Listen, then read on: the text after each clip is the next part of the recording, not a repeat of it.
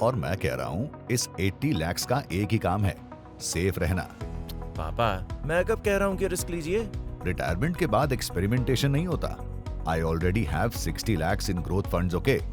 दिल्ली से देहरादून आ गए हैं कॉस्ट ऑफ लिविंग के लिए। अब पीएफ का 80 lakhs एफडी में जाएगा, बस।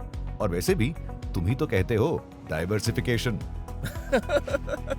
फेयर, पर पापा पूरे 80 लाख रुपीस एफडी में क्यों? क्या प्रॉब्लम है? प्रॉब्लम नहीं है, बस मैथ्स गड़बड़ा रही है। ओके, कैलकुलेट करते हैं। आपको मंथली खर्चे के लिए कितना चाहिए? 50,000। मतलब 6 लाख रुपीस साल का। एफडी में 6 to 7% पर एनम इंटरेस्ट मिलता है। चलिए मान लेते हैं एफडी रेट 6.5% है। 80 लाख रुपीस पे आपको रफली 5.2 लाख रुपीस साल का मिलेगा। ठीक है। पर रिक्वायरमेंट तो 6 लाख रुपीस है। मतलब बाकी 80,000 रुपीस हर साल आपके ग्रोथ पोर्टफोलियो से एसडब्ल्यूपी के थ्रू निकालना पड़ेगा। तो कुछ नहीं, बस याद रखिए, जितना ज्यादा पैसा ग्रोथ पोर्टफोलियो से निकालेंगे उतना कम पैसा फ्यूचर के लिए कंपाउंड करेगा।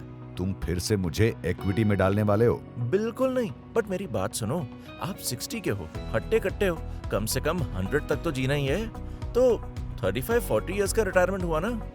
पॉइंट है। इसीलिए ग्रोथ एसेट्स को प्रोटेक्ट करना है, इन्फ्लेशन को बीट करना है। सो बॉन्ड्स।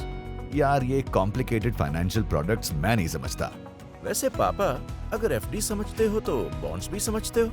एफडी में इंटरेस्ट रेट होता है, बॉन्ड्स में कूपन रेट। एफडी में मैच्योरिटी डेट होती है, बॉन्ड्स में भी। एफडी इंटरेस्ट देती है, बॉन्ड्स फिक्स्ड रिटर्न्स। और रिस्क? इसीलिए रेटिंग्स होती हैं। क्रिसिल और इक्रा जैसी एजेंसीज इशुअर्स को रेट करती हैं। AAA और AA+ generally higher rated bonds माने जाते हैं। प्लस मैं थोड़ी कह रहा हूँ कि सब पैसे एक बॉन्ड में डालो। बॉन्ड्स में भी डाइवर्सिफिकेशन होता है। ठीक है, तो तुम क्या करते? मैं 70 लाख रुपीस AAA और AA+ रेटेड बॉन्ड्स में डालता, 6 लाख रुपीस एफडीज में और 4 लाख रुपीस सेविंग्स अकाउंट में इमरजेंसी के लिए। और उससे क्या होगा? अज्यूम करते हैं बॉन्ड्स रफली 9% पर एनम कूपन रेट के हैं। कंजर्वेटिव एस्टिमेट है। वैसे तो आपको 8 to 14% पर एनम तक फिक्स्ड रिटर्न मिल सकता है। 70 लाख रुपीस से लगभग 6.3 lakh rupees annual income. 6 lakh rupees की एफडी से और रफली 39,000 रुपीस, मतलब 6.7 लाख रुपीस के आसपास income. So no SWP?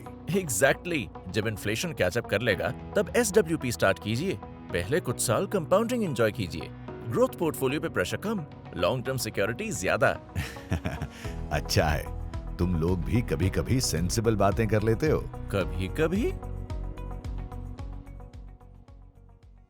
This video is for educational purposes only and is meant to help investors understand financial concepts better. It should not be considered investment advice.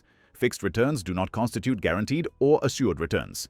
Investments in corporate debt securities, municipal debt securities/securitized debt instruments are subject to credit risks, market risks, and default risks, including delay and/or default in payment. Read all the offer-related documents carefully.